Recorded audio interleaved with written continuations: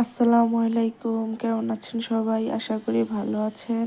আজকে শখের ছাদ বাগানের নতুন একটি ভিডিওতে আপনাদের স্বাগতম। আসেন আজকে দেখাই আমার ছাদের অবস্থা।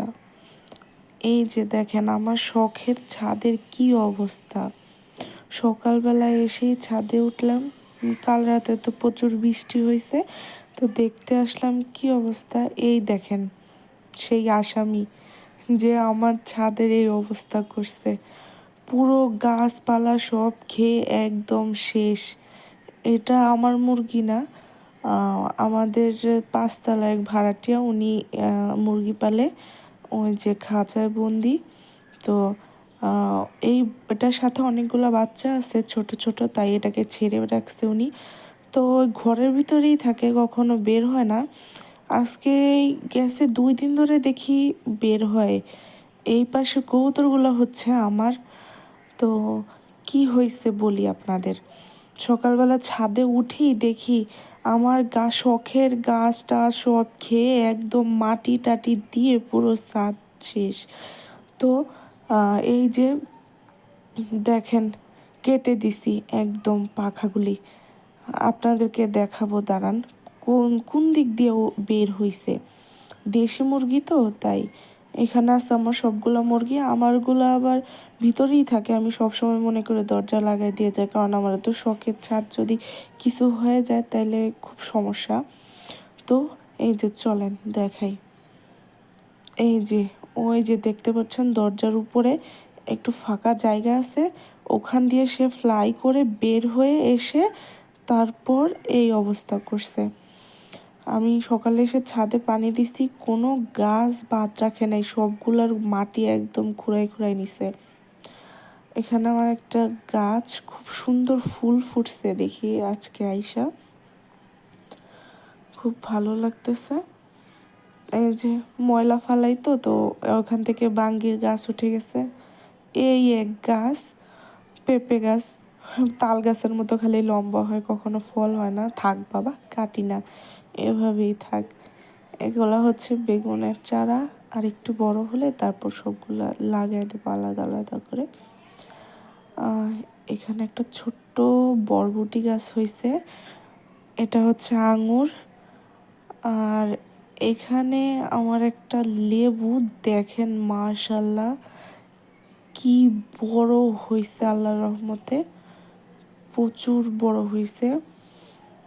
এটা এই গাছটা বেশি দিন হয় নাই আনছি, মাশাল্লাহ অনেক লেবু পাইছি এখান থেকে।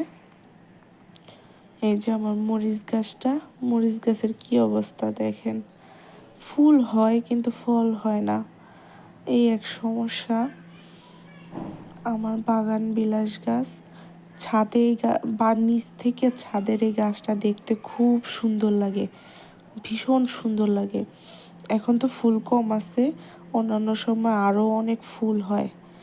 এখানে হচ্ছে আমার মেহেদি গাছ, এটা এইবার ঈদের সবাইকে এখান থেকে মেহেদি পাতা দিছি, তো এই জন্য গাছ আবার নতুন করে ফুল হইতেছে। এটা হচ্ছে সজনে গাছ, মাশাল্লাহ আমি খাই না, কিন্তু প্রচুর সজনে ডাঁটা হয়েছে এবার, সবাইকেই একটা দুটো করে দিলাম।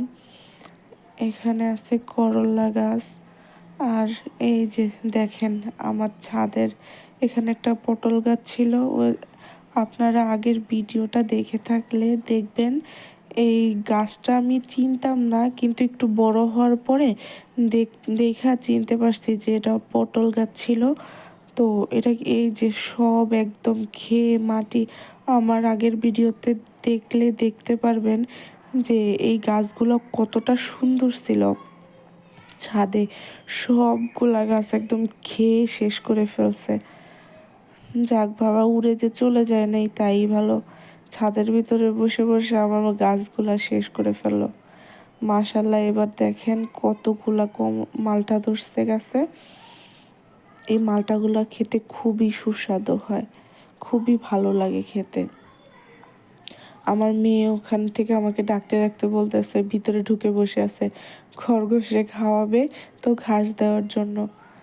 যাই, ওকে একটা ঘাস দিয়ে আসি, খাওয়াক, খুব ভালোবাসে খরগোশ। ছাদে আসলেই ওর প্রধান কাজ হচ্ছে আগে খরগোশে নিজের হাতে খাওয়াবে।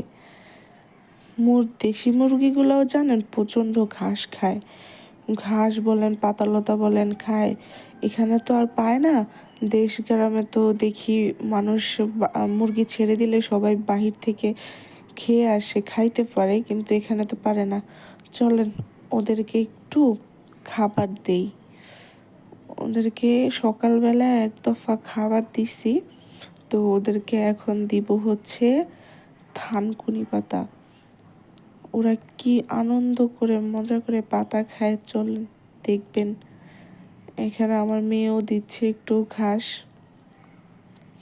একটু একটু করে খাওয়াচ্ছে। প্রচুর খুশি মুরগিগুলাকে খাওয়াতে পেরে। দেখেন ওর আনন্দটা, ভিতরে ঢুকে বসে থাকে। এই বাচ্চাদেরকে নিয়ে একটু ছাদে এই সময় মাঝে মাঝে আসলে বাচ্চারাও খুব আনন্দ করতে পারে। চলেন আগে ওদেরকে থানকুনি পাতা দিই, আগে ওরা খেয়ে নেক, দিয়ে আসি। নে, দেখেন কিভাবে খাচ্ছে দেখেন। মাশাল্লাহ, এখান থেকে আমি আমার মেয়ের জন্য প্রতিদিনই ডিম পাই। প্রতিদিনই এখান থেকে কিছু না ডিম নিয়ে যাই।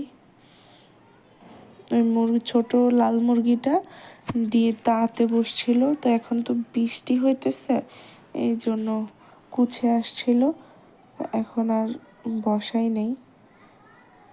ওই যে ওর কাজও করছে, খাওয়াচ্ছে।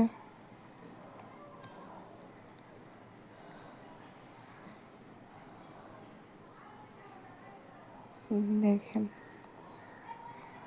চলুন ওর কাজ ও করুক।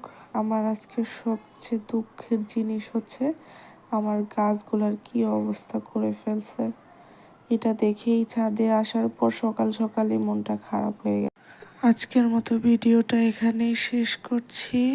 ভালো থাকবেন, সুস্থ থাকবেন, আল্লাহ হাফেজ।